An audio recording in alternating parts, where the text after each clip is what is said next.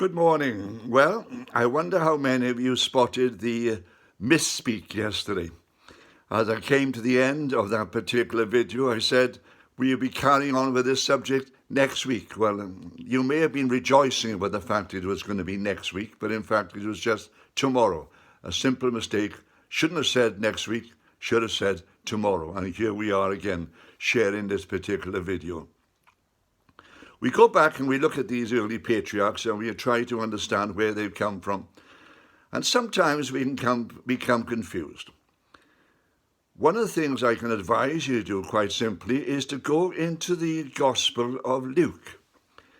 Because there, Luke lays out all of Jesus' ancestors through Mary, not through Joseph, through Mary, and shows where her father came from, and then right the way back through Nathan to David, and then right the way back through the patriarchs to Adam. And as we look at these particular lists, we can begin to see that God has a plan. God is going to do something, because we're looking at it from a future point of view. And we can see God selecting and choosing for reasons which we don't understand. You see, Adam had many other sons after Seth, but it's Seth that we recorded. And then it is his son that we record, and his son that we record, a particular son almost following the pattern right the way down. And when we come now to the present time, to the time we're thinking of at the moment, we can see that the time is coming for God to make a decision and a change. And looking back, we can see it happening, the descent coming down through a man called Neha, who had a son called Terah, who had a son called Abram.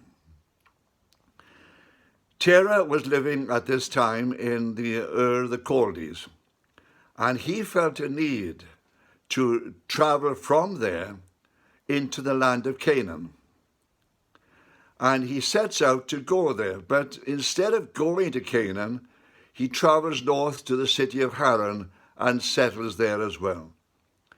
And it's only after his death that Abram, who has already heard the call while in Ur the Chaldees, we know that because Stephen tells us in the Acts of the Apostles, where just before he's martyred, he says Abram heard the call in Ur the Chaldees, but then travelled with his father to Haran, and after his father's death, left Haran and crossed over the Euphrates with his brother's son Lot and with his wife Sarah, and all the people in his household. Now, we often get an idea, you see, that it is just one little family traveling down, but in fact, there's probably quite a few people with them. People who were their servants and people who were looking after their herds, shepherds and things, were traveling down with them to this particular point. We know this because later on, it's an interesting point, this.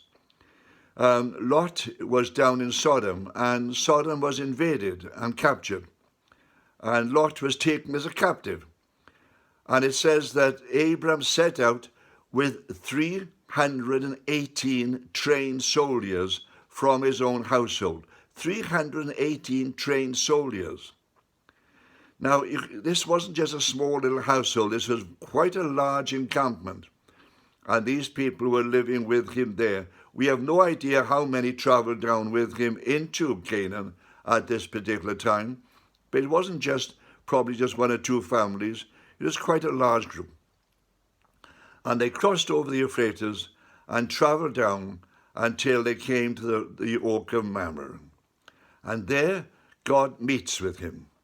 And there he makes him certain promises. He says to him quite simply, you are obeying me, and I'm going to use you. And as I use you in this way, I'm going to bless you. And I will bless you.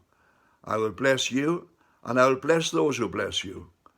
And if enemy turns against you and tries to curse you, I will curse them. He makes him many promises at this oak of Mamre. And he says, I'm going to look after you, and I'm going to care for you, and I'm going to allow my purposes to come through you. And he says, through you, all the families of the earth will be blessed. Now at this time, you see, the population of the earth had grown quite a lot. But God makes a promise to Abram, and we can see this as we look back, as I said, through the Gospel of Luke and trace it back. We can see at the very end of Luke's account, there's Adam and there's his sons, and Luke is choosing one son after the other, bringing it all the way down through Nahor to Terah to Abram, and Abram crossing over the Euphrates and coming down. And now we're going to start this different part of the story. If you want to check it in time of years, we'll find about 2,000 years have passed since the birth of Adam, or the creation of Adam. 2,000 years have passed. Now we're going to set off on the next 2,000 year part of the story. A 2,000 year part of the story which will end up with the birth of Jesus. And then looking forward again right to our present day.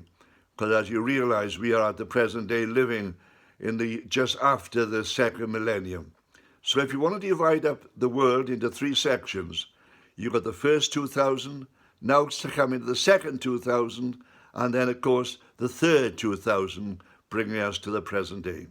We come back to this again tomorrow.